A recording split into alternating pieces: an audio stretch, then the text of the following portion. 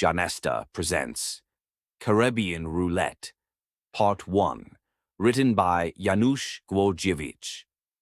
Prologue.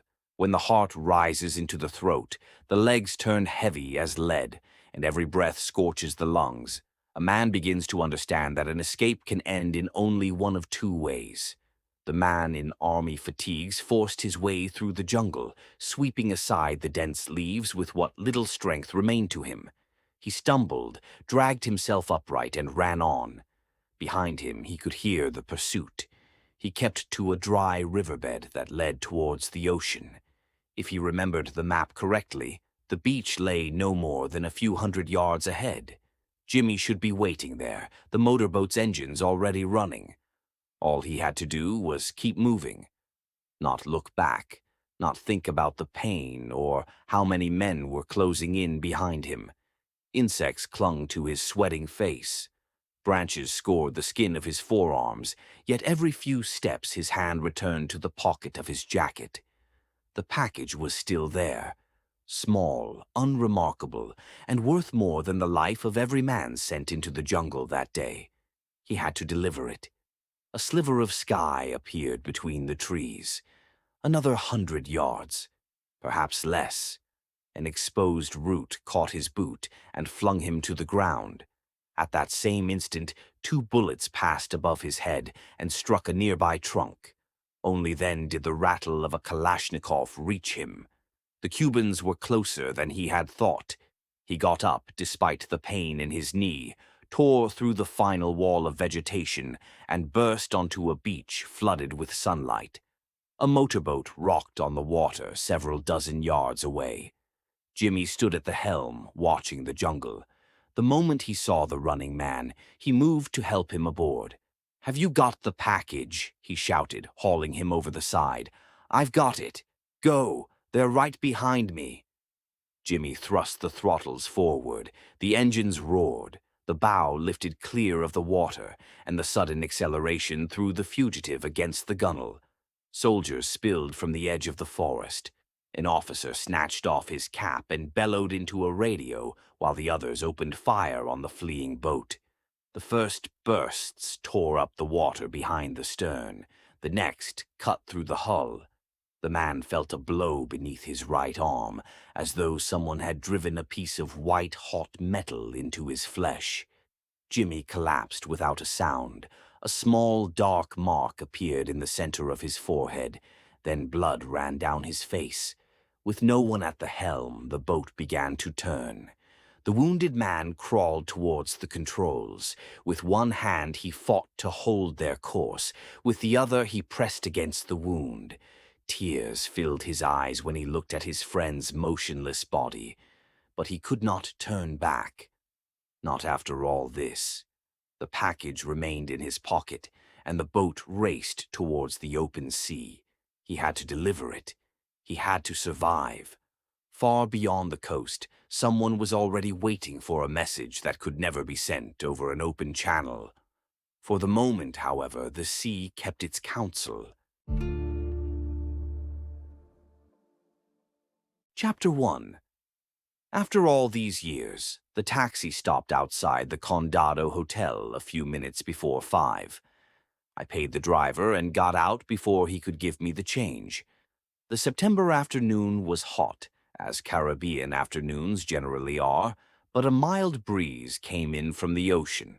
The palms beside the entrance swayed lazily, as though time were merely a mainland superstition.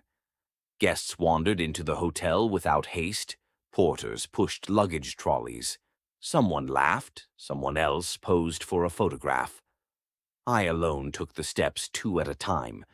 The message on my answering machine still played in my head. "Janusz, darling, I arrived this morning. I'm staying at the Condado. I'll be waiting at 5. Your Anya." Your Anya. 2 words no sensible man should have taken seriously after 22 years.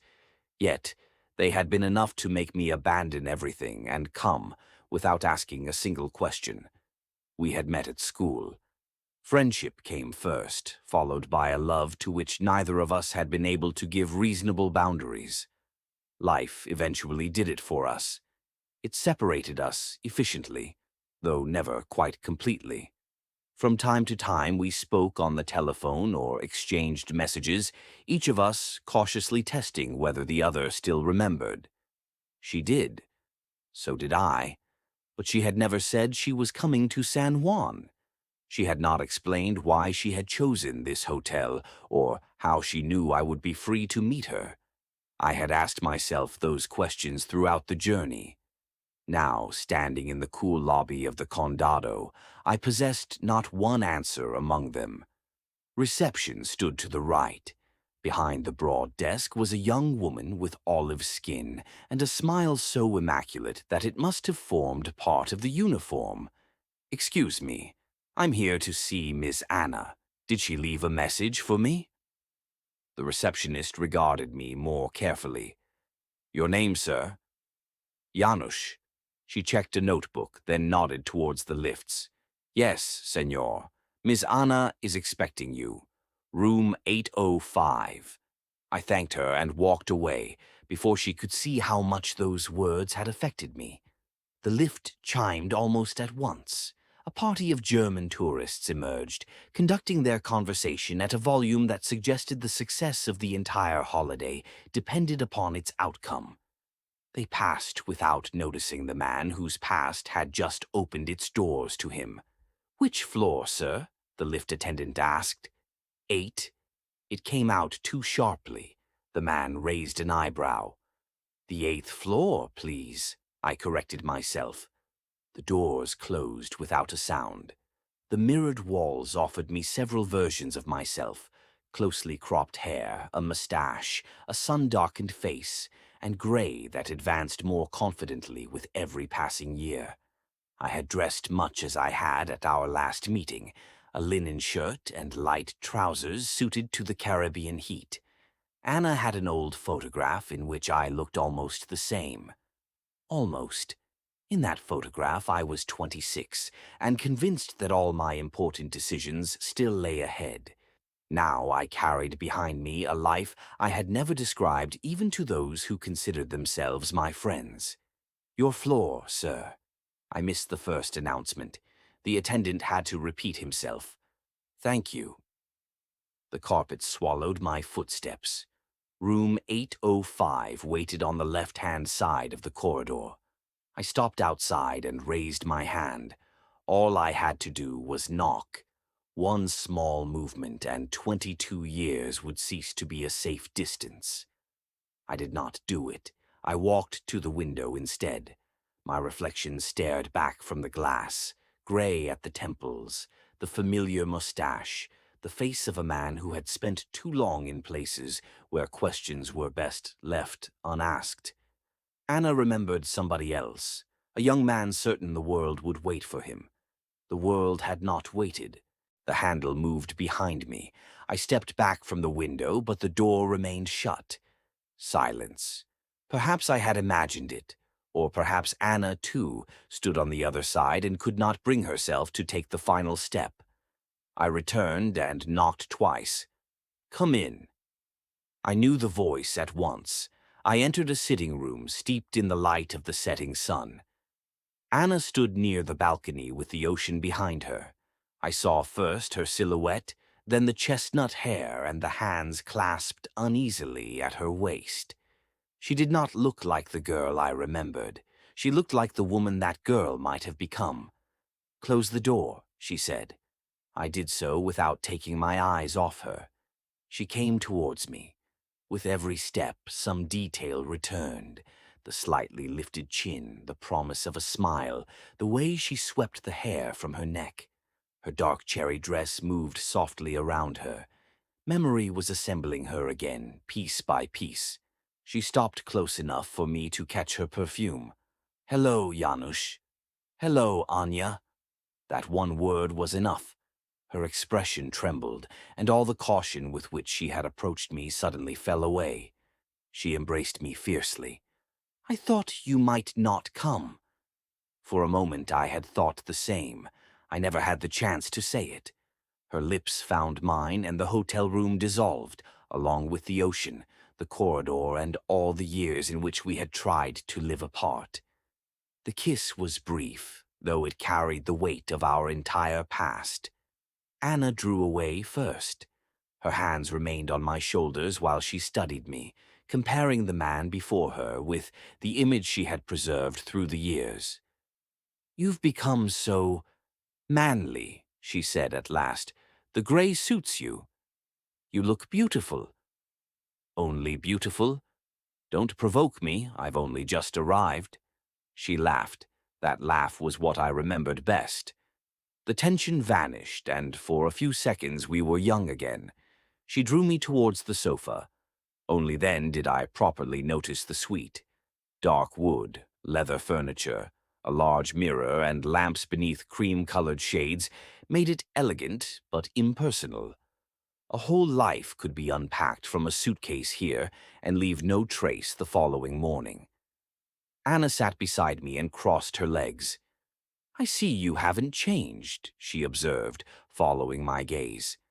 "At my age, a man should value the things he remembers fondly." Was that intended as an elegant excuse? It was the finest I could afford at short notice. She smiled, but something still hid behind the smile, something I could not name. "Tell me, Anya, what brings you here? San Juan is rather a long way to travel for a social call."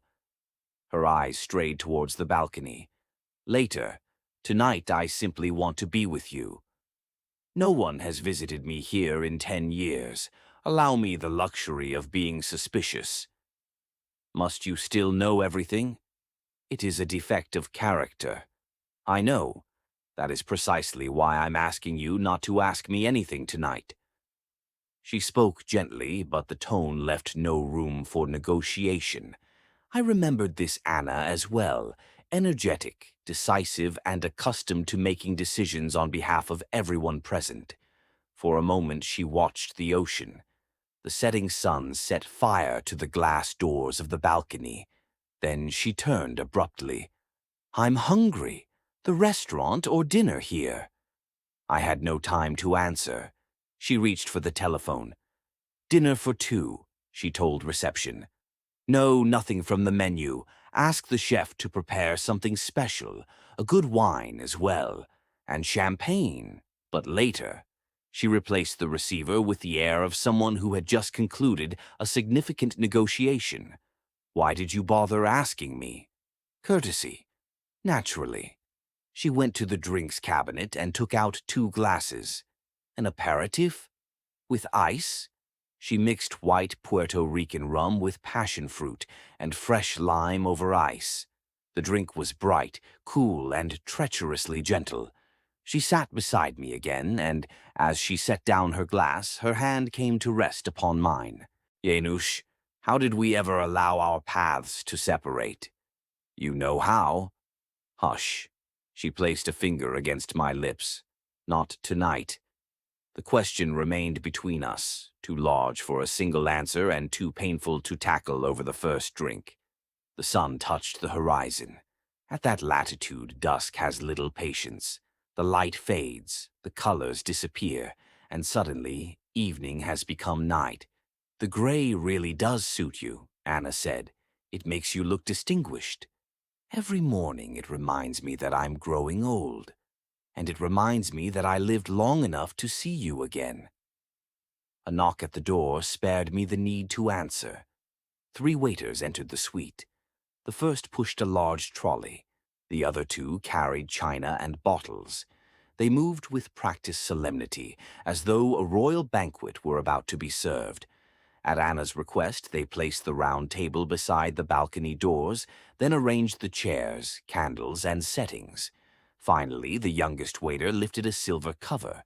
2 roast quails lay upon the platter, garnished with citrus, herbs, and a scattering of edible flowers. They looked almost too elegant to disturb. Anna clapped her hands. The waiter removed the decoration and carved the bird with a few expert strokes. "Which part would Madam prefer?" She indicated a leg. "I knew it," I said.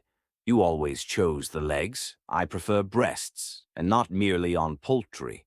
Anna looked at the waiter, then at me. "Please forgive him. 22 years have passed, and he still believes that joke has improved with age. The waiter maintained a professional expression, although I could see a smile fighting for its freedom. The second man presented a bottle of Burgundy. Volnay, 1974. An excellent choice, I said, perfect with quail. I slipped $100 into the young waiter's pocket and indicated that we could manage from there. He bowed, and all three men withdrew. I did not yet know that the extravagant tip would prove one of my better decisions that evening. We were alone again. 5 candles burned on the trolley, while small lamps in the corners filled the room with a warm half-light. I raised my glass. To you, Anya, to our meeting, and to what the years failed to destroy. She touched her glass to mine. To us. The dinner was excellent, though I scarcely noticed the food. We watched one another, discovering familiar gestures on faces time had altered. "How is your family?" I asked at last. "How are your sons?" Anna put down her fork and smoothed the napkin across her lap. The marriage ended. After 15 years, we went our separate ways. Not long after I left for England, then. No. Later I tried to find you, but no one knew where you were. You didn't call until 5 years ago. You had changed your address. I had to wake a few old contacts. You always had your ways. For a moment she looked ready to ask who those contacts were, and why I had not used them sooner. She thought better of it and studied the flame of a candle instead. "You don't really know me," she said.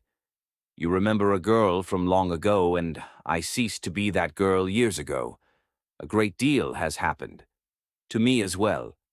Don't interrupt. Whenever life became difficult, I thought of you. Of us.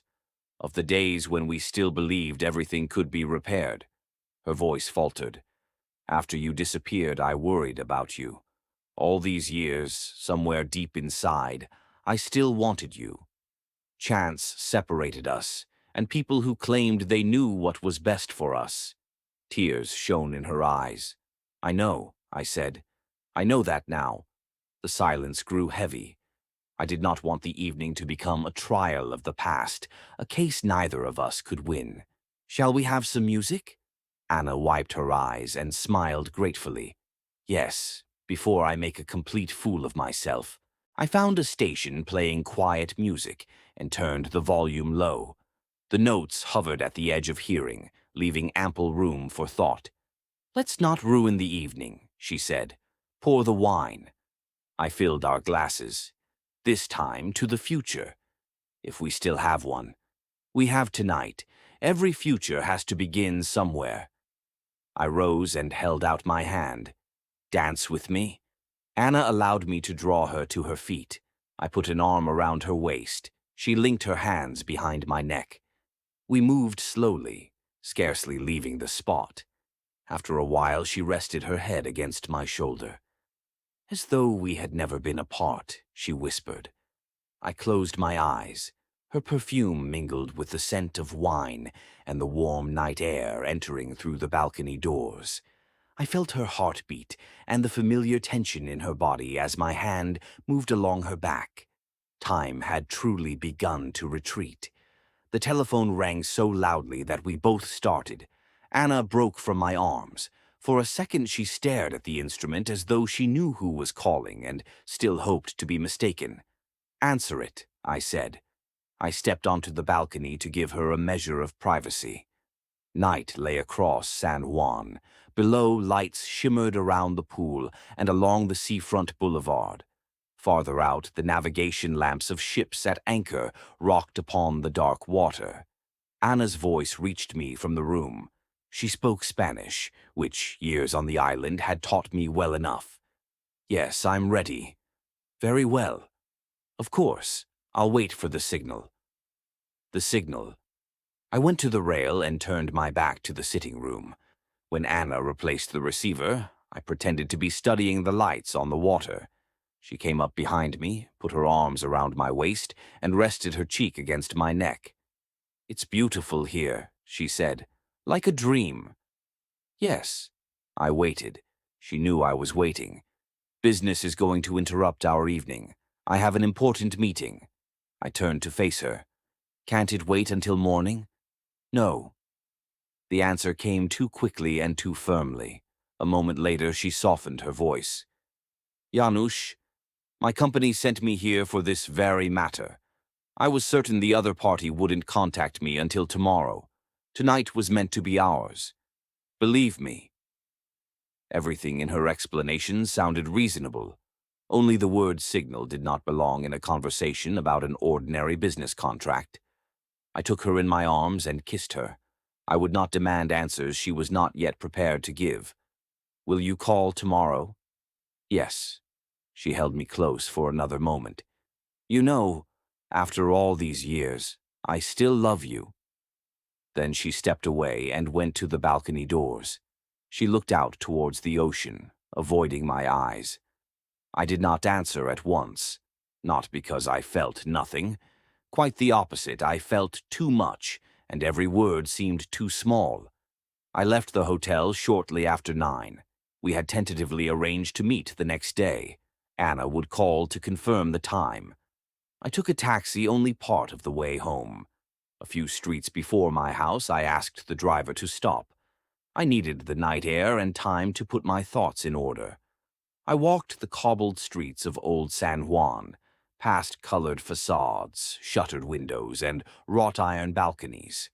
Several years earlier, I had bought a small house there, a sitting room, a bedroom with its own bathroom, and a modest kitchen. It was enough for a man who had no intention of inviting too many people into his life. That evening, for the first time in years, I wondered whether there might be room for one more. I should have been thinking about Anna, her kiss, and the words she had spoken on the balcony. Instead, my mind kept returning to the fragment of conversation I had overheard. I'm ready. I'll wait for the signal. I did not yet know that our meeting was no return to the past. It was the beginning of something I had spent years trying to escape. Chapter 2. Inez's Tavern. I did not go straight home. After my meeting with Anna, my thoughts were in turmoil, and the night air offered no relief. I needed somewhere noisy enough to drown out the questions. Inez's Tavern stood a few streets away. I went there often enough for the locals to have stopped treating me as a tourist, though not quite often enough for them to consider me one of their own. The hum of conversation reached me through the old, creaking door. Inside, the air smelled of rum, fried plantains, and fish seasoned with garlic. Fishing nets, wooden floats, and yellowing photographs of trawlers hung above the bar.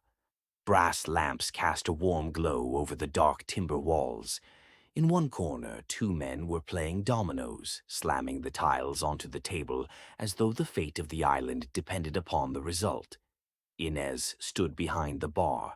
She had olive skin, dark hair tied high, and a gaze capable of offering an invitation and a warning at precisely the same time. She noticed me almost at once. "Good evening, John." The usual. "Make it a double. The usual may not be equal to the evening." She reached for a bottle of aged Puerto Rican rum and set a heavy tumbler before me. "Trouble?" "No. The evening merely ended sooner than I had expected." Inez studied me. "A woman? Why must it immediately be a woman?" "Because a man who has lost money is angry. A man in trouble looks for the nearest exit. You look as though you cannot decide whether to celebrate or suffer." "A woman, then." She handed me the glass but did not immediately withdraw her hand. "A man like you should not live alone." "Solitude has its advantages." "Such as?" "Nobody asks questions." "And nobody irons," she replied, glancing pointedly at my crumpled shirt. I laughed for the first time since leaving the hotel.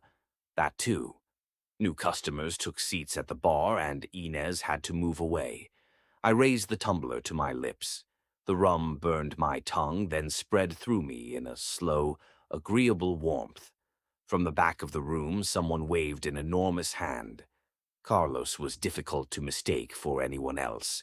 He was powerfully built, wore a thick beard, and a faded captain's cap that he probably kept on even in bed. A pipe hung from the corner of his mouth.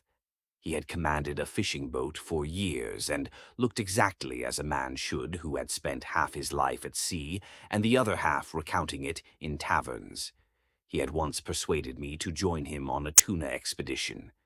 We returned 2 days later, exhausted, soaked through, and without a single fish. But from that moment on, he regarded me as a friend. I went over to his table. "At last," he said. "I thought you had left the island without saying goodbye. You know I avoid crowds.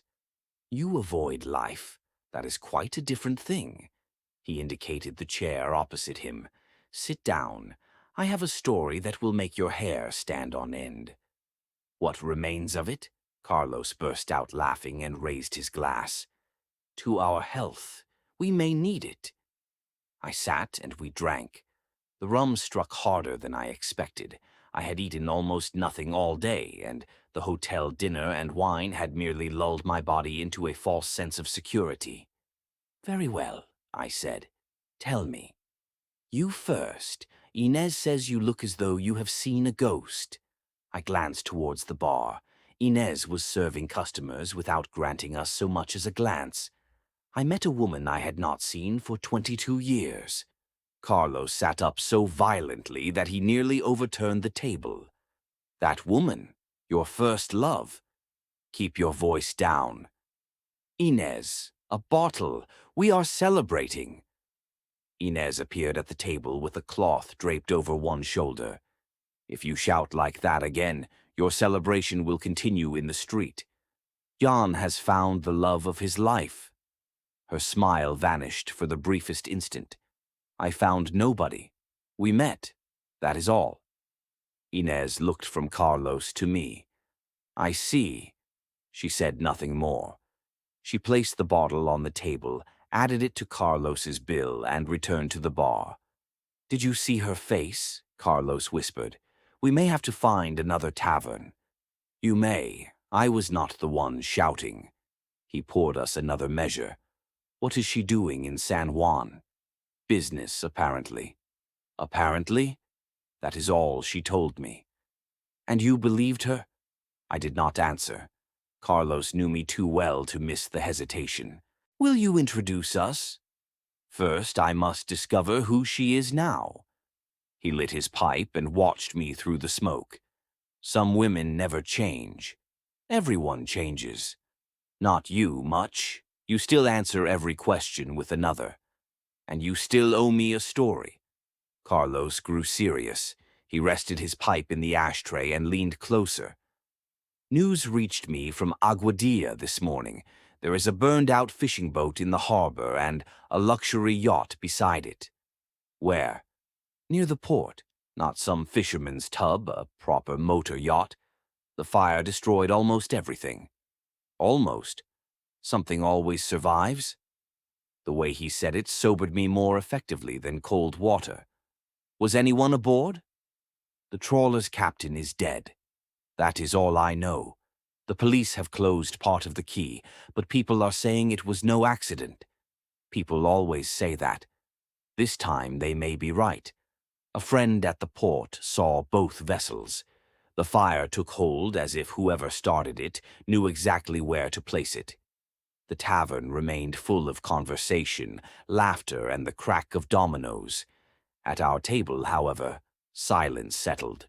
"One body and 2 burned vessels," Carlos said.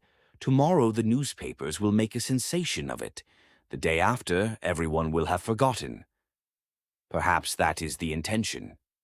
He looked at me closely. "What do you mean?"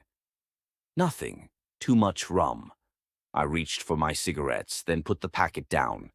The alcohol was beginning to cloud my head, and I had no wish to add another kind of fog. I called a waitress over and ordered tomato juice with ice, salt, and pepper. "You are becoming sensible in your old age," Carlos observed. "Someone at this table must." I changed the subject. "How is Mamacita? Still afloat?"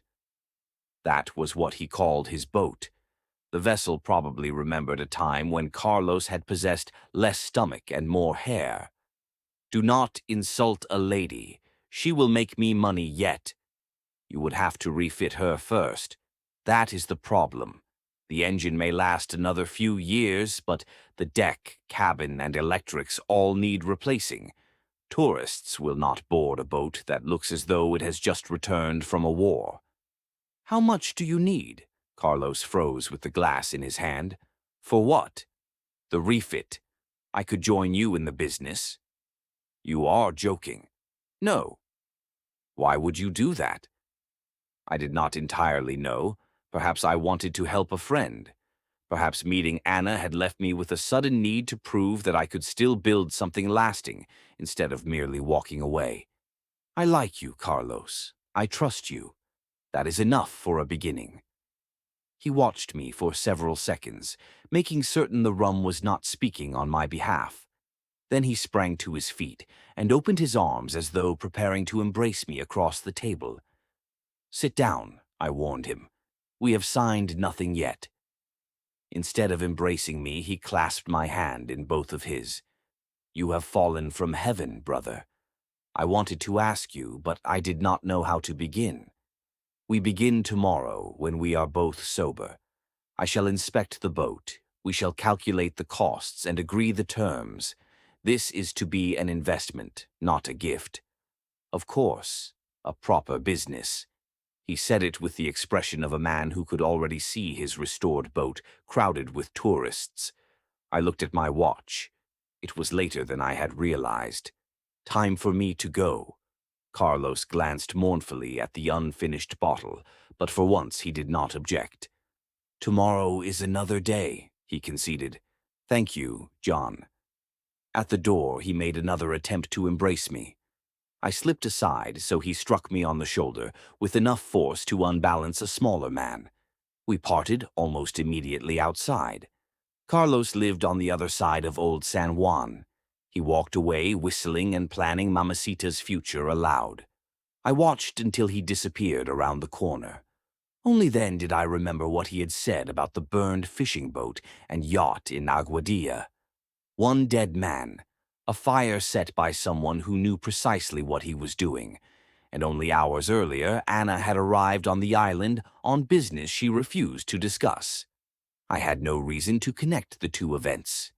Even so, I walked home more slowly than before, paying closer attention to the darkened windows and the empty mouths of side streets. Chapter 3. A Shadow in the Street. Despite the late hour, San Juan was still awake. Night brought relief from the day's humid heat, drawing people out of airless rooms to sit outside bars or talk through open windows. A fresh wind came in from the ocean. It ought to have cleared my head after the rum. Instead, it merely arranged my unease into a more orderly shape. My house stood on one of the narrow, cobbled streets of the old city. It was small and orange, with arched windows and a heavy door that had known better days. I had bought it several years earlier because, at first sight, it resembled the sort of place in which a man might disappear. Outside the entrance, I leaned against the wall and lit my last cigarette. I never smoked indoors.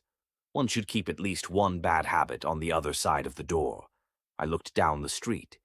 Two men were walking on the opposite pavement. They did not belong to the easygoing night crowd. Dark suits, measured steps, no conversation. They moved slowly, and both were looking in my direction. When they realized I was watching, they quickened their pace, passed my house, and turned into the nearest side street. The difficulty was that it led nowhere. I drew the smoke deep into my lungs and tried to remember where I had seen them before. The answer came a moment later. Inez's tavern.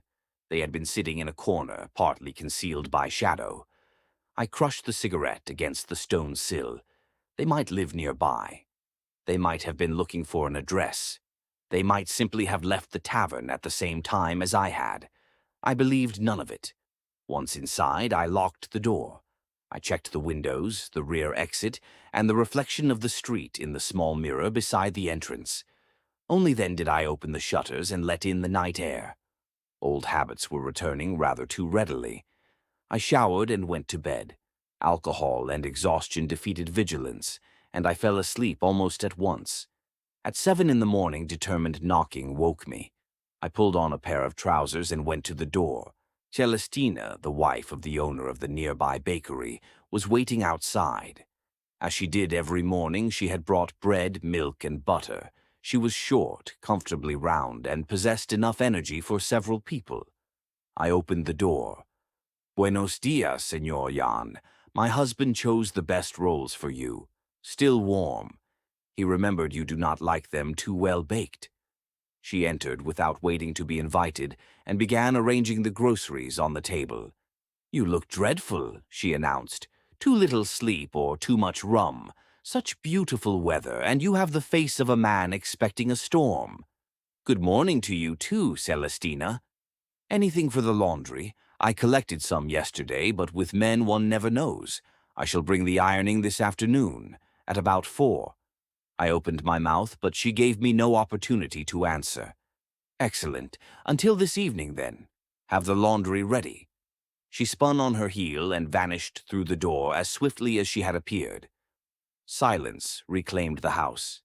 I liked Celestina's morning visits. Her inexhaustible stream of words reminded me that beyond my walls, ordinary life continued, smelling of fresh bread and preoccupied with weather, bills, and washing. After a shower, I made coffee and sat down to breakfast. I spread butter and a little honey on the warm rolls, then opened my notebook. The day's program was uncomplicated: a meeting with an architect about a survey for a proposed development, lunch at a restaurant by the sea, and home before 4. At the top of the page, I added one more line: "Wait for a message from Anna." I had given her my address on Calle de San Sebastián. She already had the telephone number. I did not use a mobile. I disliked the idea that anyone could reach me whenever they pleased. A landline and answering machine were entirely sufficient. I was a surveyor by profession. Life had taken me along several other roads, but surveying offered what those occupations had lacked: fixed points, verifiable distances, and boundaries not drawn by emotion. The commissions also allowed me to leave my savings untouched and preserve the appearance of an ordinary life. Coffee in hand, I went into the small garden on the eastern side of the house. I settled into a wicker chair and unfolded the morning newspaper. The news promised nothing remarkable: a concert by a popular singer, an argument over plans for a new hotel, and a forecast of yet another sunny day. Only a brief item in the crime section caught my attention. 3 days earlier, the captain of a fishing boat had been shot at a marina in Aguadilla. The assailants remained unidentified, and the police were appealing for witnesses. I read the report again. Carlos had mentioned 2 burned vessels. The newspaper referred only to a murdered captain. Perhaps the editors did not know the whole story, or perhaps someone had taken care that their readers never would. Puerto Rico lay at the meeting point of routes leading from South America to the United States and onwards to Europe. Smuggling, vendettas, and disappearances were hardly rare. The captain might simply have been in the wrong place or carrying the wrong cargo. I folded the newspaper. Without more information, every theory was merely a guess dressed for dinner. Before leaving, I put on light trousers, a white shirt, and sandals. Into my briefcase went the preliminary estimate and the survey documents. The meeting with the architect continued until noon. We discussed revisions, deadlines, and the control points that needed checking again on site. The work was predictable and therefore soothing. Afterwards, I walked towards the center of Old San Juan. Colorful facades reflected the fierce sunlight, flowers spilled from balconies, and tourists threaded their way between cars. The city had endured centuries of sieges, changing rulers and other people's ambitions, yet wore its history without becoming solemn about it. I stopped at my favorite cafe. It served strong coffee and pastries rather like eclairs, which reminded me of Gdansk. I chose a table beneath a large parasol and placed my briefcase on the empty chair. I ordered coffee and a pastry. Only then did I notice two men seated at the far end of the terrace, dark suits, sunglasses, far too formal for a Caribbean noon. The muscles at the back of my neck tightened. Were they the men I had seen the previous night? In darkness and after several glasses of rum, I might have been mistaken. Suits proved nothing. Their presence near my house might also have been coincidence. Two coincidences in a matter of hours, however, were beginning to resemble a pattern. I did not look at them directly. I watched their reflections in the cafe window and in a metal jug on the next table. They did not speak. One held a cup but never drank from it. The other glanced at his watch every few minutes. The waitress brought my order. I thanked her and tasted the pastry, though my appetite had gone. I remained long enough for the customers at the neighboring tables to change. The two men stayed exactly where they were. I needed a simple test. I beckoned to the waitress. "I am going to the shop for cigarettes. Please leave the table. I shall be back in a moment." "We sell cigarettes," she said.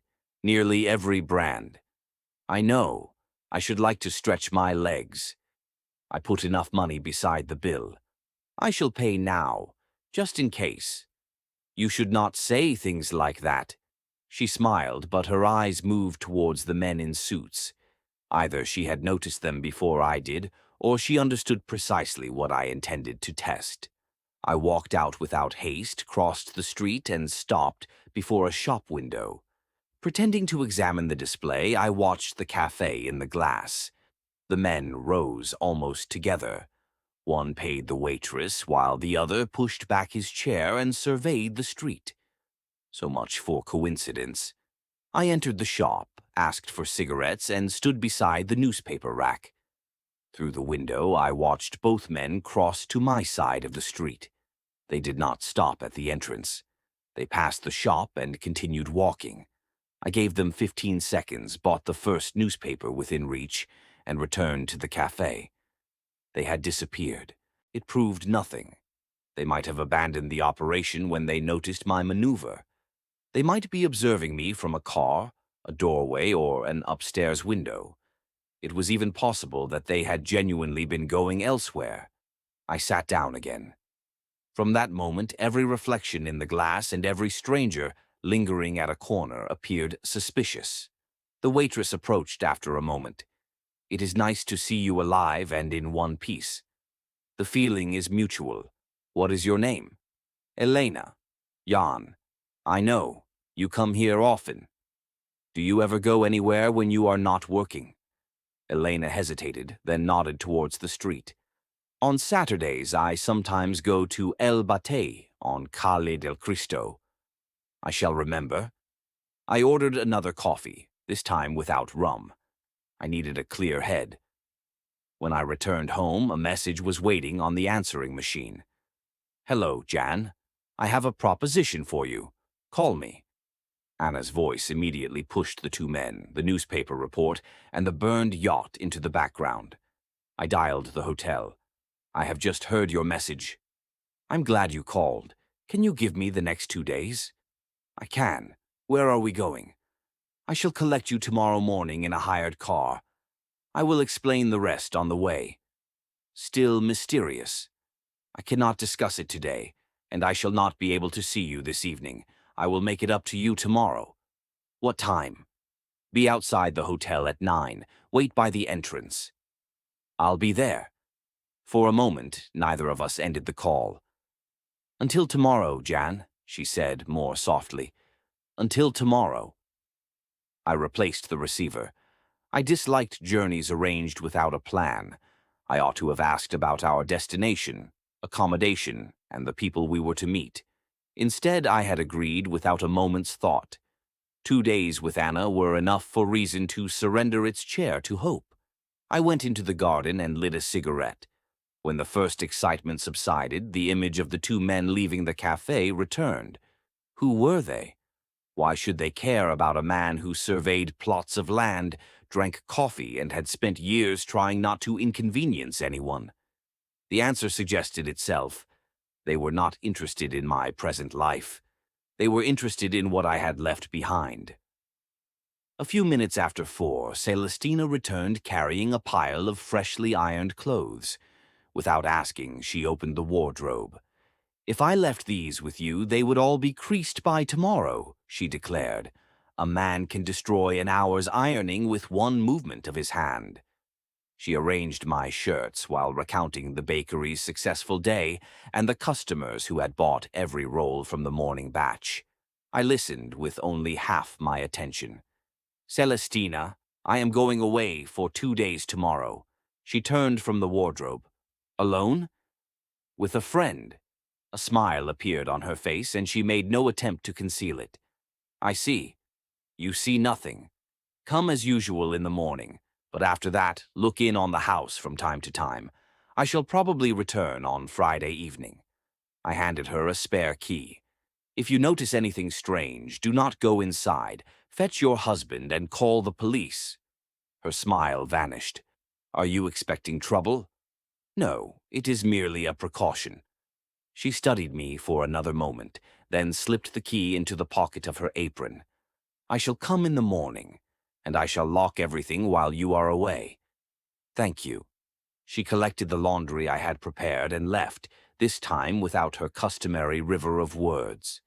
Before meeting Carlos, I began packing for the journey. I took a hold-all from the antique wardrobe, laid it on the bed, and stared for a moment into its empty interior. 2 days, an unknown destination, a woman unwilling to speak over the telephone, 2 men who were probably following me. I packed clothes, toiletries, and several items an ordinary tourist would not have considered necessary. Old instincts told me the age of coincidence had just come to an end. Chapter 4. An Offer for Carlos. I took a taxi to the harbor. Before leaving, I checked the street once more, but saw neither dark suits nor a car that appeared to be waiting nearby. The fishing harbor lay on the other side of the city. The journey took less than 20 minutes. The driver left me at the gate, and I continued on foot between warehouses, workshops, and heaps of netting that smelled of salt and fish. I saw Mamacita from a distance. Carlos's boat was plainly in need of rescue. Paint peeled from the hull, rust marked the superstructure, and the deck carried the scars of years of hard work. Yet she still had a sound, purposeful line. She did not look like a wreck so much as an old sailor who had survived one storm too many and had no intention of going ashore yet. 2 of Carlos's men were working on deck.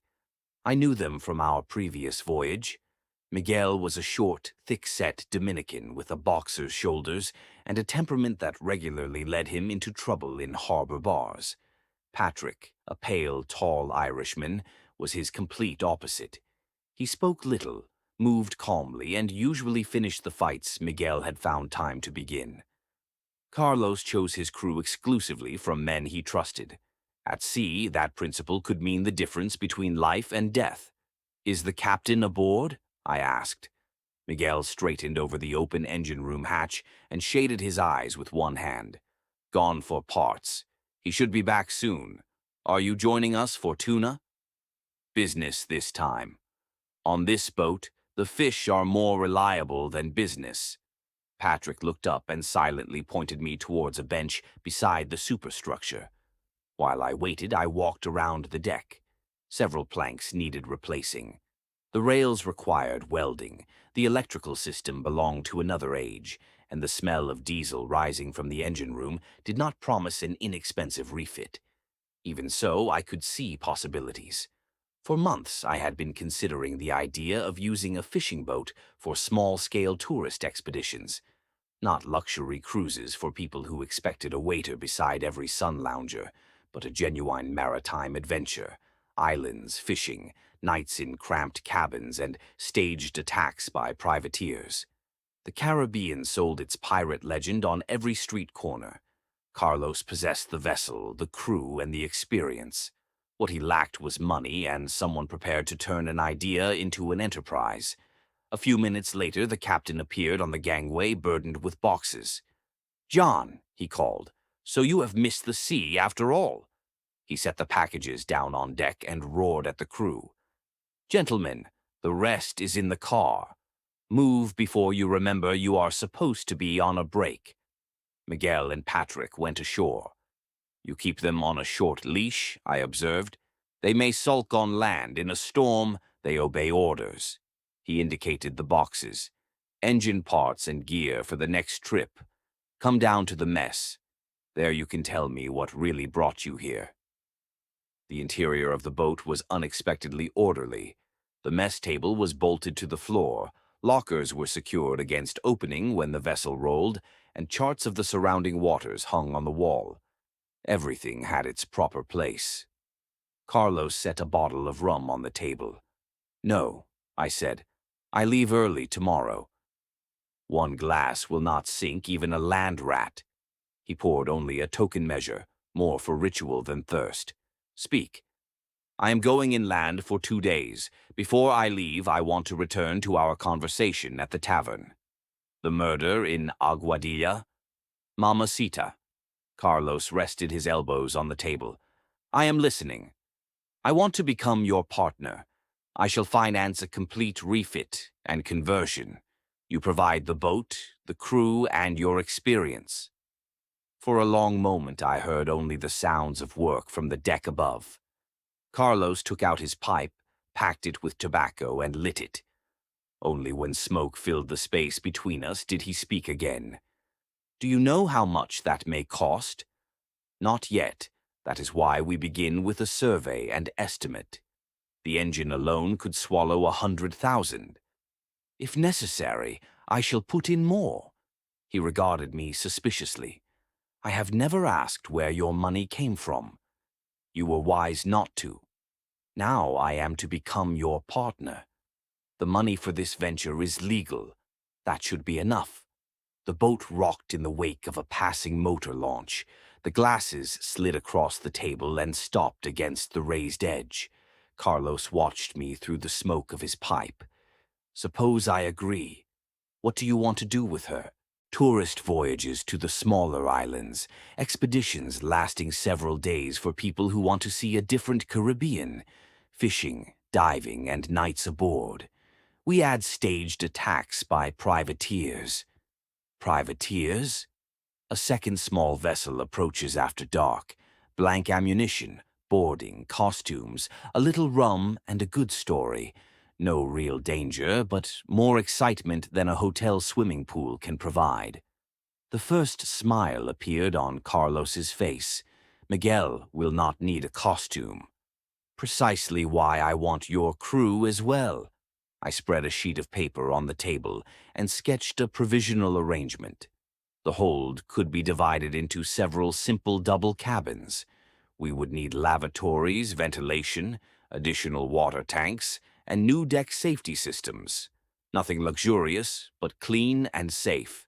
With a sensible scope of work, we should remain within 200,000, I said. First, however, we commission a marine survey and a full estimate. I shall not invest in a vessel whose hull cannot withstand the conversion. Carlos's eyes widened. For 200,000 you could buy a younger boat. I could, but I would not get Mamacita, your crew, or a captain I trust. Half and half?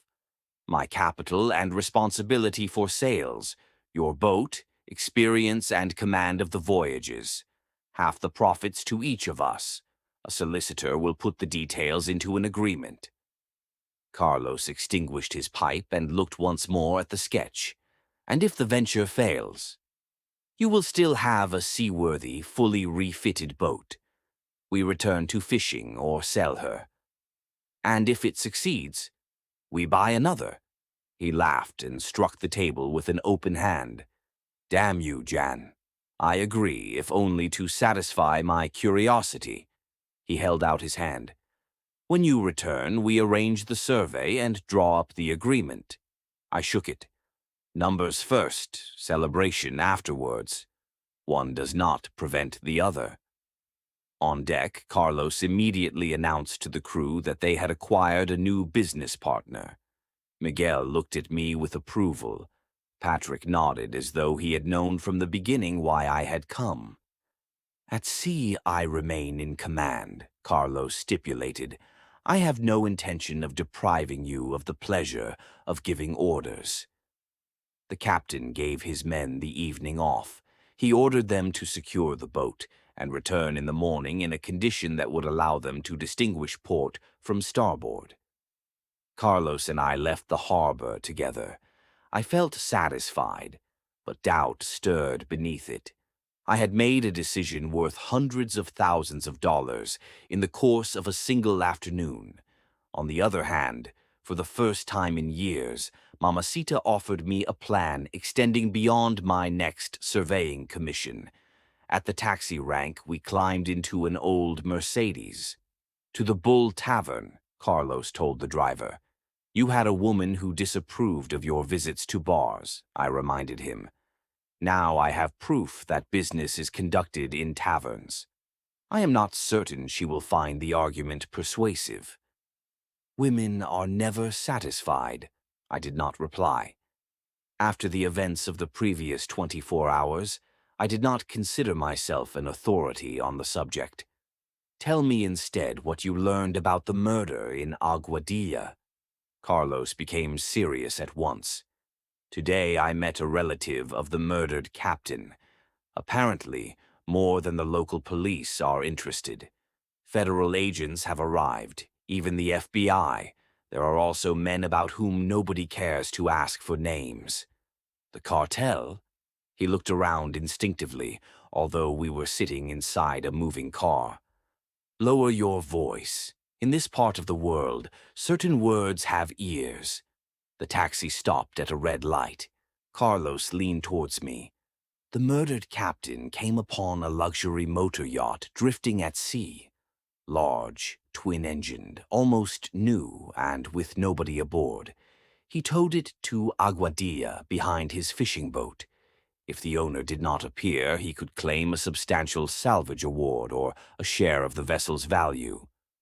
Was the yacht worth killing for? About $1 million, but the yacht was not what they wanted. How do you know? After the murder, someone searched both the yacht and the captain's boat. They tore open the upholstery, opened the tanks, and stripped away sections of paneling. Then they burned both vessels. They were searching for something worth more than the two boats together. I looked through the window. The colorful streets of San Juan moved past, full of people occupied with an ordinary evening. Drugs, I said. Perhaps. Carlos did not sound convinced. Or something considerably worse. I remembered Anna's voice on the telephone and the journey whose purpose she refused to disclose. The following morning, we were due to travel inland, towards Aguadilla. Chapter 5. Under Observation. The taxi stopped outside the Bull Tavern. Music, conversation, and the smell of meat roasting over an open flame spilled through the doorway into the street. It was still early, yet scarcely a table remained free. John reached for the handle, but the driver did not unlock the doors. "Señor Carlos," he said quietly, "a white Renault has followed us from the harbor. It is parked across the street now." Carlos began to turn his head, but John immediately put a hand on his shoulder. "Do not look. We pay and go inside as though nothing were wrong." The driver accepted the banknote and only then released the lock. John got out first.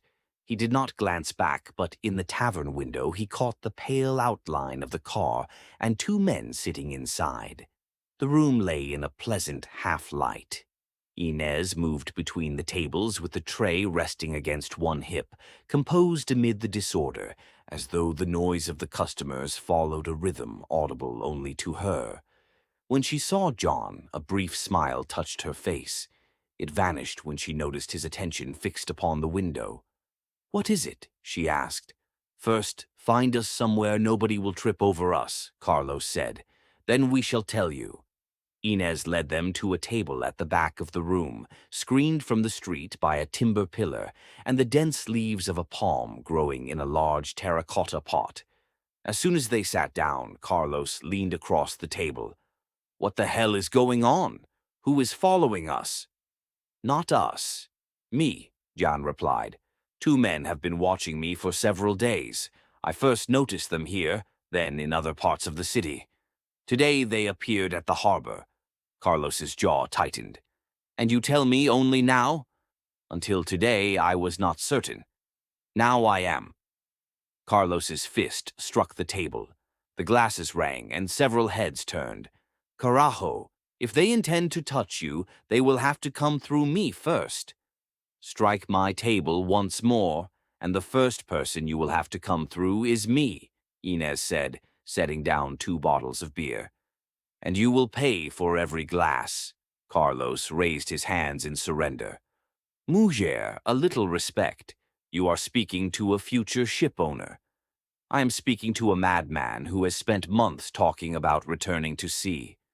"Inez, allow me formally to introduce my new partner," Carlos announced. "Jan is joining me in Mamacita." She looked closely at Jan. Amusement appeared in her eyes, along with something he had no time to name. "In that case, you have my sympathy," she said. "Carlos can sink a man's life before the boat has even left harbor. I shall take the risk." "That makes 2 madmen. What are you eating?" Carlos ordered churrasco with onions, arroz mamposteado, and tostones. Inez wrote nothing down. She knew his preferences as well as she knew every bill he had failed to settle on time for months. When she left, John gave a fuller account of the 2 men. He made no mention of his former life or of the people he preferred to leave on the other side of the Atlantic.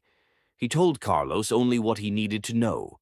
The watchers were patient, had made no attempt to approach him, and evidently wished to learn his habits. "Police?" Carlos asked. "I doubt it." "Americans? They generally have better cars."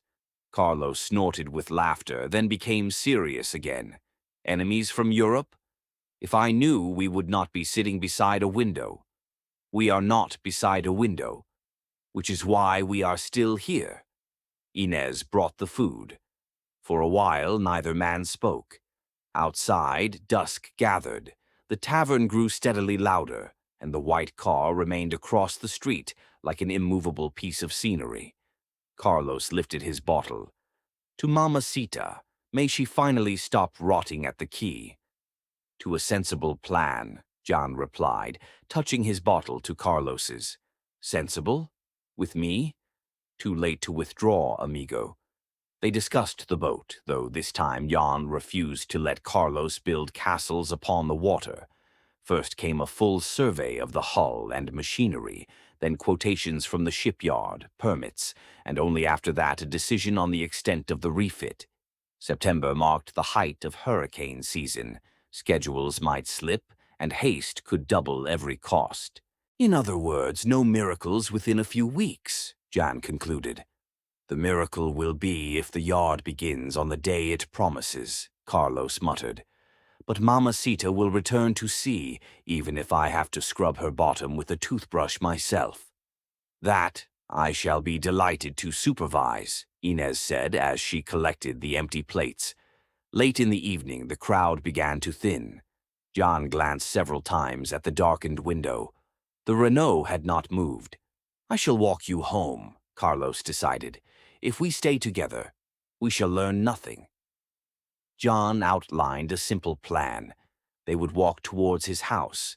After several blocks, Carlos would turn into a side street, circle the block, and come up behind anyone following them. No heroics and no confrontation. Observation only. "No confrontation," Inez repeated, looking directly at Carlos. "Of course," he replied with the expression of a man who had just promised the precise opposite. As they were leaving, Inez stopped John by the door. "Take care," she said more quietly. "Carlos has a good heart, but sometimes he uses it in place of his head. I shall try to make certain he keeps both tonight." They set off without hurry. The night was warm, heavy with humidity and the smell of the sea. Music came through open windows and occasional cars moved along the streets. Jan walked like a man with nothing to hide, though every nerve in his body registered the footsteps behind him.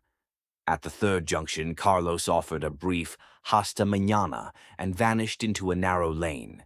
Jan did not slow.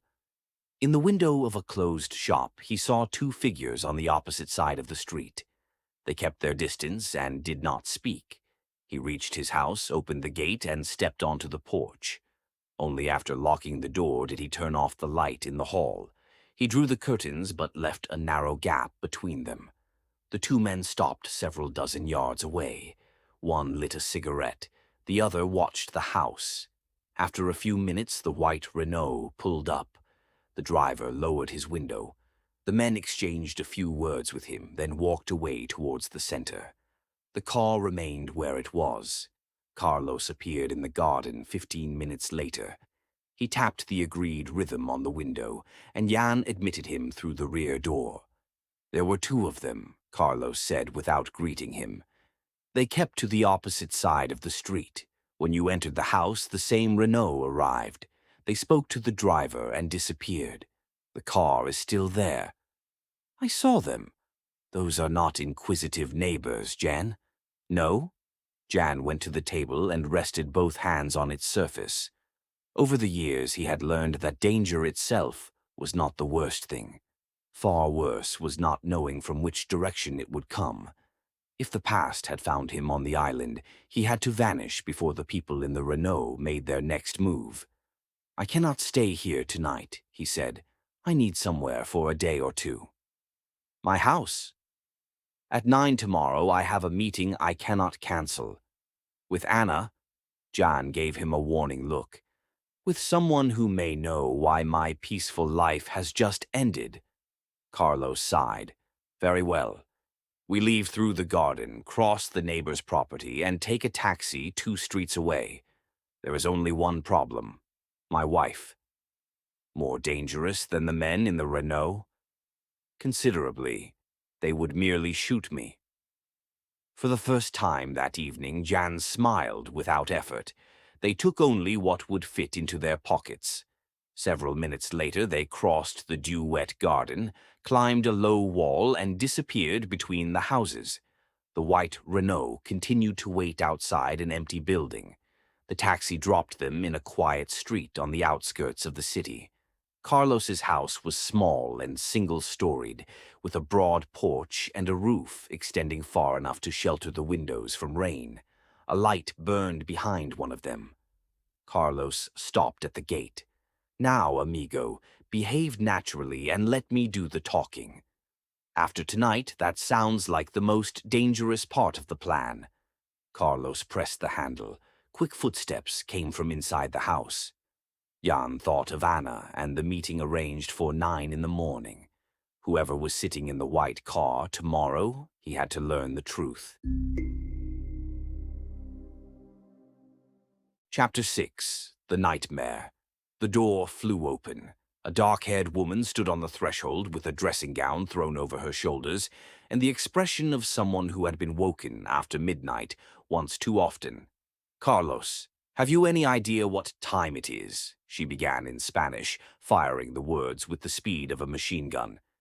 You come home from the tavern again, and now you bring people here without warning. Carlos tried to interrupt, but she did not leave him so much as a comma. Maria, calm down. We have a guest. I can see that we have a guest. I am not blind. John stood beside the gate with the uncomfortable feeling that the men in the white Renault would have been the simpler problem. I apologize for arriving like this, he said. The circumstances are unusual. If I am causing trouble, I shall find somewhere else. Maria looked at him, then at her husband. Her anger did not disappear, but suspicion took its place. What trouble? Let us go inside first, Carlos said. There is no need for every neighbor to hear us. The neighbors have known for years what sort of man I married. Basta, Maria. Jan is in danger. He stays with us tonight. There was something in Carlos's voice that his wife evidently did not hear often. She stepped aside and allowed them into the house. A small lamp burned in the sitting room. Photographs of their children, Paintings of the sea and a modest image of the Virgin Mary hung on the walls. An old table with carved legs occupied the center of the room. Everything was simple, spotless, and carefully tended. "Sit down," Maria said coolly. "Since you have already woken half the house, I should like to know why." Carlos told her about the meeting at the harbor, Jan's offer, and the plan to restore Mamacita to service. He made no grand promises about figures or deadlines. First, there would be a survey at the shipyard, he explained, an assessment of the hull and machinery, and only then a proper estimate. Maria listened with her arms folded. Once she understood that this was not another of her husband's fantasies, but a genuine chance to save the family boat, the tension slowly left her face. "Do you truly mean to go into business with him?" she asked Jan. "Yes, provided we proceed sensibly and follow the surveyor's findings." "Sensibly," she repeated, directing a meaningful look at Carlos. "That word rarely crosses this threshold in my husband's company." "That is why I brought home a partner," Carlos replied. "You see, it is working already." Maria held out her hand to Jan. "Forgive my welcome. The last few months have not been easy for us." "There is nothing to forgive. I am the one who arrived unannounced after midnight. I am John." "Maria?" "And now," Carlos interjected, "since we are one happy family, might we have something warm? You may have the bill for repairing the gate you left open again." Despite the words, warmth had entered her voice. She went to the kitchen and returned a few minutes later with 3 mugs of ginger and lemon infusion. The conversation turned to Carlos and Maria's children. Their son worked in the United States, while their daughter studied in London. Her tuition and living expenses consumed a considerable share of the family's income, and the boat that was meant to provide it had stood idle at the quay for months. "Are you from Europe?" Maria asked. "Poland." She hesitated. "That is somewhere far to the east?" "Central Europe, next to Germany, among others. And contrary to what I occasionally hear, we do not have snow throughout the year." Maria laughed at her mistake. The last of the tension left the room. Carlos showed Jan to his son's small bedroom. It contained a single bed, a desk, and shelves of books nobody had touched in a long time. "I shall wake you before 7, he said. "I have to visit the harbor in the morning." "Thank you, Carlos, for everything. You discover who your friends are when a strange car is parked outside your house. Besides, we are practically family now." "Do not tell Maria. She has only just stopped shouting." Carlos smiled and closed the door. Jan lay down without undressing, leaving his clothes on the chair within reach. His body demanded sleep, but his thoughts returned stubbornly to the men who had followed him from the harbor. After meeting Anna, he intended to revive a few old contacts and discover who had found him on the island. Sleep came suddenly, as though someone had switched off a light. He woke to the faintest sound of metal sliding against metal. A dark figure stood beyond the balcony doors, slender, not very tall, the face hidden beneath a balaclava. Jan tried to move, but his body would not respond. His muscles were heavy, his breathing shallow, and a familiar pressure was building in his chest. He could see every movement of the intruder, yet could not raise a hand. The lock yielded. The figure entered without a sound, confidently and without the slightest hesitation. This was no chance burglar. Every movement betrayed training. A second later, the attacker was on the bed. Hands closed around Jan's throat. The pressure increased, depriving him of air. He tried to break the grip, but his arms moved as though beneath water. At last his fingers caught the fabric of the balaclava. He pulled with all his strength. Chestnut hair spilled from beneath the black cloth. Anna stared down at him with a face that was strange and utterly still. Jan tried to speak her name. Only a strangled cry escaped his throat, and the image dissolved into darkness. "Jan, wake up!" Someone was shaking him hard. He opened his eyes and saw Carlos leaning over him. Maria stood in the doorway, pale and frightened. The balcony was empty and its doors were closed. Jan sat up sharply. His shirt clung to his back, and his heart struck so violently that he felt each beat in his throat. For several seconds he could not tell where the dream ended and reality began. "What happened?" Carlos asked. "You were screaming as though someone was murdering you." "A nightmare. Only a nightmare." "Only," Carlos indicated the double-barreled shotgun tucked beneath his arm. He stood barefoot in floral pajamas, his beard pointing in every direction. "I nearly shot my own chair." Jan looked at him and, despite the tremor still lingering in his hands, began to laugh. Maria joined him first. The laughter did not last long, but it was enough to release the tension. "What time is it?" Jan asked. 4:30, Maria replied. "Since you have woken everybody, take a cold shower. I shall make an early breakfast." Carlos lowered the gun. "And do not fall asleep again. I have no more chairs to shoot." When they left him alone, Jan went to the balcony and examined the lock. It was intact. It was a dream, he told himself, an ordinary response to exhaustion and strain. Yet he could not forget Anna's face or the hands closing around his throat. His subconscious was attempting to warn him of something. He simply did not yet know what. Chapter 7. The Road West. A few minutes before 9, Jan was waiting on a bench opposite the hotel. He had not entered the lobby. From the place he had chosen, he could see the main entrance, the driveway, and the street reflected in the broad windows of a nearby shop. The nightmare had left him tired, with an unpleasant pressure beneath his breastbone. A cold shower and strong coffee had restored the clarity of his thoughts, but Anna's face emerging from beneath the balaclava remained fixed in his memory. He reminded himself that it had been only a dream. His subconscious had combined his fear of the unknown men with the woman whose sudden arrival had coincided with the beginning of the surveillance. Nothing more. At 5 minutes to 9, he lit a cigarette. Taxis arrived at the hotel one after another, delivering tourists with suitcases. The doorman opened doors, drivers called for fares, and the humid morning air carried the smell of salt from the ocean. He saw neither the white Renault nor either of the men who had followed him the previous evening. At 7 minutes past 9, a dark green Jeep with its soft top folded back turned into the driveway. Anna was at the wheel. Jan picked up his bag and walked towards the vehicle. She wore a green blouse, light canvas trousers, and trainers. Her chestnut hair was tied loosely behind her head, though the wind had already freed several strands and was brushing them across her cheek.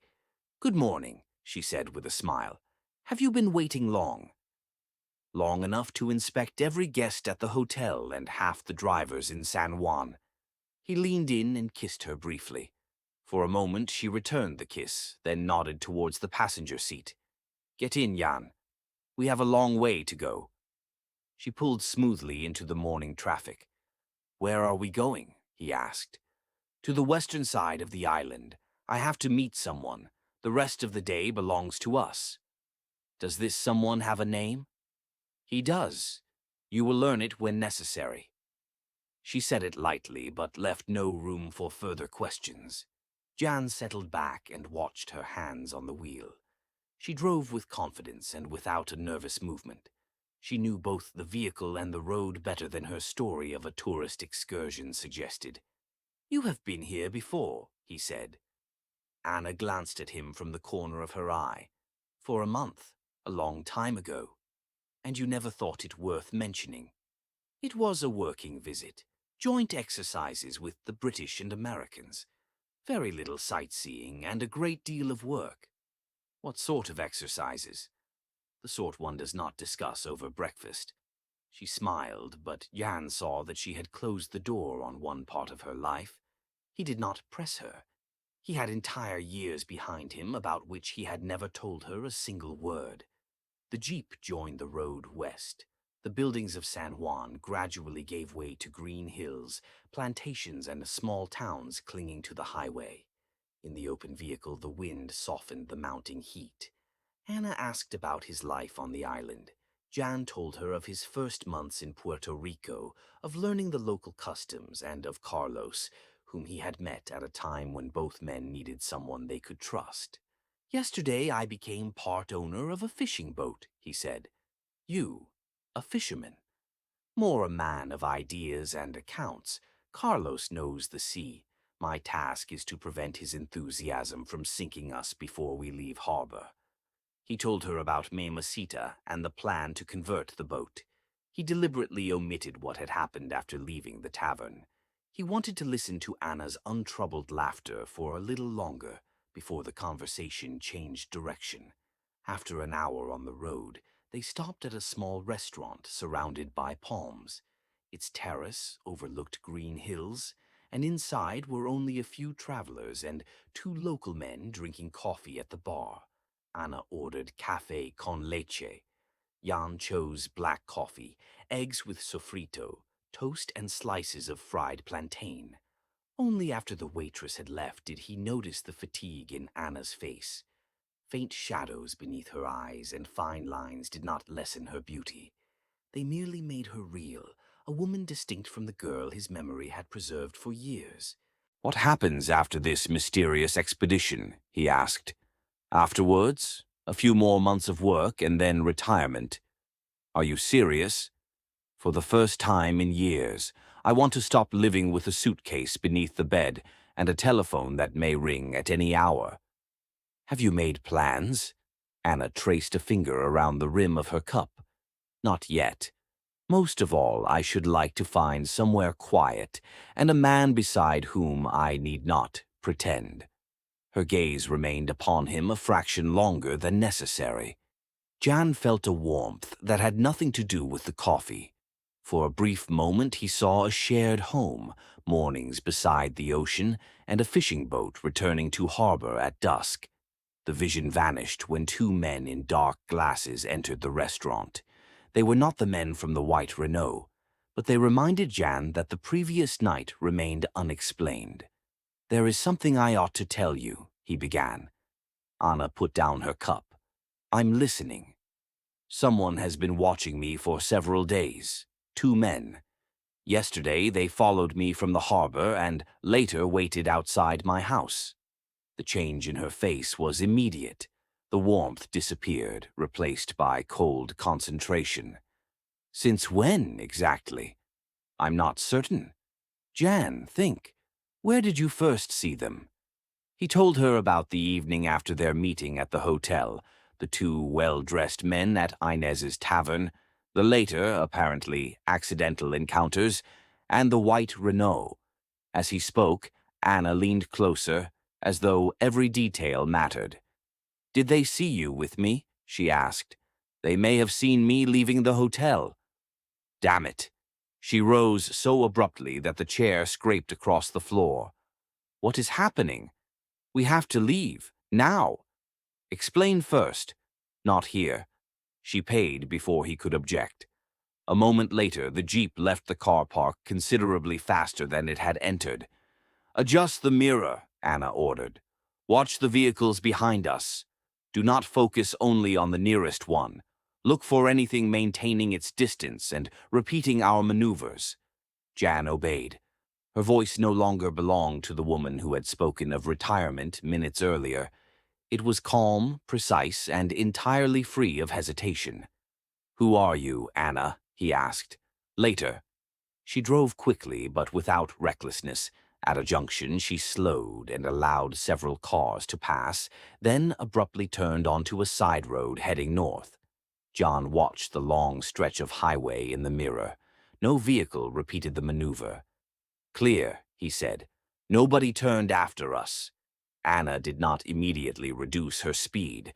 Only after the next bend did she take a narrower road running towards the ocean. "We have no tail," John repeated. "Can you now tell me why the news frightened you so much?" "First, we find somewhere with a view of the road." A few minutes later, they reached a wild stretch of coast. Grasses and low shrubs covered the sandy dunes, with the ocean beyond. The sky above them remained bright, but dark blue clouds were massing on the horizon. Distant lightning divided the line of the storm. Anna parked facing the road so they could leave without turning. She switched off the engine and sat motionless for a moment. "It is no coincidence," she said at last. "Those men appeared when I arrived, which is precisely why I ought to know whom you have brought to my door." Anna released her seatbelt. He saw tension in her eyes, but also resolve. "I am no longer the girl you remember. For many years I did things I could not tell you about. I came here for a specific reason." "Am I part of that reason?" She hesitated only a moment. "I need your knowledge of the island Jan, and I need someone I can trust." It was not a complete answer. They both knew it. Anna got out. Jan followed her towards the beach. The ocean wind lifted the sand and cooled their heated skin. "If I am to help you, there will be no more half-truths," he said. "Very well. I shall tell you everything I can. But for you to understand, I must begin with a meeting that took place in London several days ago." Lightning flashed again on the horizon. This time, thunder reached them a few seconds later. Anna looked towards the approaching storm. "At the time, I did not yet know that someone was watching our every move." Chapter 8. Orders from Vauxhall Cross, London, several days earlier. The Colonel and Captain Adam left a Victoria line train at Vauxhall Station. The afternoon crowd immediately swept them towards the escalators. Both wore dark suits and carried small briefcases. They looked like civil servants on their way to a meeting that no one would remember the following day. Only they knew that merely a handful of people in Warsaw had been informed of their visit. "Which exit, Colonel?" Adam asked. The older man did not even look at him. "I am not a colonel here. Remember that before we enter the building." "Of course, sir." On leaving the station, they saw the massive headquarters of the Secret Intelligence Service across the busy road. Sandstone and greenish glass reflected the light, while the terrace structure resembled a modern fortress more than an office building. "We have 20 minutes, Adam said, checking his watch. "In a place like this, 10 minutes early is preferable to 1 minute late." At the entrance, their identity papers and credentials were taken from them. They passed through successive security checks, left their telephones and watches in secure lockers, and watched their briefcases disappear briefly into a machine whose operation was concealed from view. No one explained the procedures. No one asked unnecessary questions either. After several minutes, a woman in a navy suit approached them. "Gentlemen, the chief is expecting you. Please follow me." She took them to a lift operated by card and code. Adam glanced discreetly around the cabin, searching for floor numbers. "Please do not try to memorize the route," their escort said without the trace of a smile. "We shall take you out by a different one in any case." The colonel raised an eyebrow. Adam fixed his eyes upon the doors. The office into which they were shown overlooked the Thames and Vauxhall Bridge. It contained no family photographs and no personal objects that revealed anything about its occupant. A single slim closed file lay on the desk. The chief of SIS, traditionally known as C, welcomed them with a brief handshake. He was tall and lean, with gray at the temples, and a voice so calm that every sentence sounded like a decision already made. "Thank you for coming at such short notice. May we conduct the meeting in English?" "Of course," the colonel replied. Tea appeared on a side table. Nobody touched it. 36 hours ago, we lost contact with one of our officers operating in the Caribbean," C began. "Codename Yastrom. He was seriously wounded and managed to send only one message." The chief opened the file and slid a single sheet of paper across the desk. "I do not know whether I can deliver it. I have hidden the package where I declared my love to Phoenix." Adam read the sentence twice. "Is that all?" "All of it." His transmitter then went silent. The colonel betrayed no emotion, but his fingers became motionless on the arm of the chair. You believe Phoenix is one of ours? We do not believe it. We know it. C produced a second sheet. It contained the dates of joint British, American, and Polish exercises in the Caribbean, together with the names of those who had taken part. Your officer attended as the service's representative, liaison officer, and observer attached to the special operations teams. That is when she met JANESTA. Our assessment is that she alone can interpret his clue. You intend to send her alone? Adam asked. Officially, she is merely to assess the situation and establish whether the agent is alive. Unofficially, she is to identify the location of the package. Our people will recover it. Why not entrust the entire operation to your own team? C closed the file. Because the more people who know its true purpose, the less chance we have of recovering the package. Someone seized the boat JANESTA had been using. Cuban intelligence and men connected to a Colombian cartel are searching for the same thing. We also have indications of involvement by a terrorist organization. Silence settled over the office. What is in the package? The colonel asked. I cannot give you a complete answer. It contains material that may confirm preparations for a major attack on United States territory. Some of the intelligence indicates a biological threat. And the Americans? They will not be informed at this stage. If they set the entire machine in motion, the people we are seeking will disappear, and the package with them. We first need to establish what JANESTA obtained and where he concealed it. Adam looked at the colonel. One officer against Cuban intelligence, a cartel and terrorists. That is not reconnaissance. Which is why she will have support on the ground, C replied. But she cannot know the entire team or its methods. From her perspective, the task will remain simple. Find JANESTA, understand the clue, and transmit the location of the package. Does she know what she is looking for? No. For the moment, it will remain that way. The colonel rose and walked to the window. A white passenger boat moved along the Thames, while traffic stood in an afternoon queue on the bridge. Ordinary London had no idea that several floors above it, men were discussing an attack whose consequences none of them could yet calculate. Phoenix will decide for herself whether to accept the assignment, he said. Naturally, C replied, although we both know what her answer will be. The colonel turned slowly. Who else knows the contents of the message? At present, 3 people on our side. I expect the same discipline from yours. You shall have it. The men shook hands. The meeting was over, but Adam remained beside his chair for a moment. One further question, he said. Did JANESTA leave anything apart from the message? C hesitated, then shook his head. Nothing our people recognized as a clue. That is why we need Phoenix. After they left the office, Adam waited until their escort had moved several paces ahead. Sir, do you know this Phoenix? I know her file. That was not what I asked. Then do not ask it twice. On the beach in Puerto Rico, Anna paused. The wind tore at her hair while the distant storm moved along the horizon. The following day I received orders to leave, she said. Officially, I was to find the missing agent and establish what had happened aboard the boat.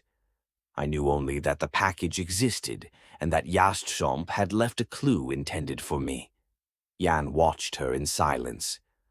What was he to you? Anna turned her eyes towards the ocean. A man I worked with during those exercises years ago. He trusted me. For now, that must be enough. It was not enough. The words of the message were too personal, and her answer too carefully measured. Jan felt a stab of jealousy, but kept it from his voice. And the men following me? If they appeared after my arrival, someone knows my role. They may expect me to lead them to JANESTA or the package. You became interesting to them because I chose to meet you. Why did you choose me? Because you know this island, its roads, its ports, and its people. I needed someone local whom I could trust. Jan walked several paces along the shore. The waves erased his footprints almost at once. He could refuse. He should refuse. For years he had built a life without covert operations, coded messages, or people willing to kill for the contents of a small package. But Anna had brought danger to his door, and he still could not leave her to face it alone. He returned after several minutes. "I shall help you find JANESTA and the place he indicated," he said. "But from this moment on, you tell me everything that may affect our safety. No more surprises." "Agreed. And do not assume the people in London have the situation under control. If they did, nobody would have been waiting outside my house." Anna nodded. "What do you suggest?" John looked towards the road, then at the dark blue wall of the approaching storm. "First, we disappear from the route they prepared for you. Then we find somewhere quiet and decide whom we can actually trust." Chapter 9. The Hotel in Aguadilla.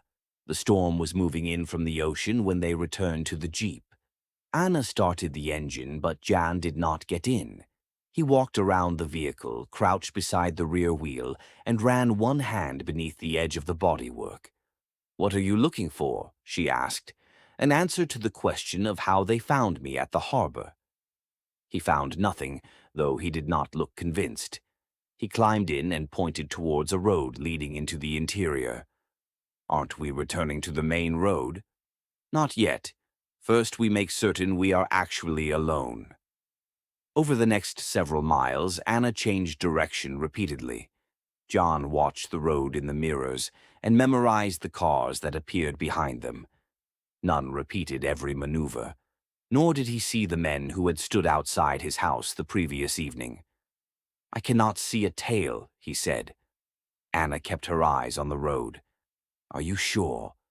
"That is precisely what worries me. They knew where we were, and now they have suddenly stopped showing themselves. Pull into the service station." She stopped beside a pump bearing the Shell emblem. Jan got out as though stretching his legs.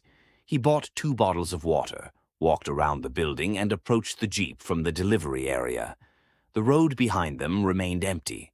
Nobody stopped at the station, and nobody attempted to watch them at close quarters. "Move over to the air pump and open the bonnet," he said, leaning towards her door. "If they do not need to see us, they are probably watching the vehicle." Anna did as he asked. Jan pretended to check the fluid levels, then knelt beside the right front wheel. Deep behind the plastic wheel-arch liner, his fingers found a small, flat object held in place by a powerful magnet. He removed it carefully. The black casing bore no markings. "A tracker," Anna said, "which is why they need not remain close. They merely watch our position on a GPS display." He weighed the device in his palm for a moment, then he walked over to a nearby lorry heading east and slipped it behind a metal guard beneath the trailer. Approximately 2 miles away, 2 men watched a moving point on a screen. They could not see the jeep, nor did they need to. When the transmitter began traveling east, their car turned and followed at a safe distance. "In a few minutes, our friends will be on their way towards San Juan," John said when he returned. "We shall travel in the opposite direction." "Have you done this sort of thing before?" "Anyone who lives on an island long enough learns how to deal with unwanted visitors." The answer was so implausible that Anna did not dignify it even with a smile. Once the lorry had gone, they waited several more minutes before leaving by a side exit. John directed them along progressively narrower roads. Tarmac gave way to compacted gravel, then to a track cutting through dense vegetation. Branches brushed against the sides of the jeep, leaving wet streaks on the paintwork. Half an hour later, they emerged onto a winding road climbing towards the green hills of the Cordillera Central. "Where now?" Anna asked. "Aguadilla. I know a small hotel there. It is not luxurious, but the owner accepts cash and asks no questions." "Is there anyone on this island you do not know?" "Yes, the men following the tracker's signal, which is precisely why we are going to Aguadilla." They reached the town late in the afternoon. The hotel stood a little apart, between a vehicle workshop and a closed bar. Its faded facade promised no comforts, but the upper floors offered a view of the roads leading into the town. John paid for a room under a name Anna had never heard before. The receptionist did not ask for identification. "Another local custom?" she asked as the lift began to rise. "Courtesy towards a man who pays in advance." The room was small, one wide bed, a table, 2 chairs, and a balcony overlooking wooded hills. The air conditioner labored noisily, and the bathroom had no hot water. "It will do for me," Jan said, putting down his bag. "There is only one bed. I can sleep on the floor." Anna regarded him for a long moment. "That is not why I found you again after all these years."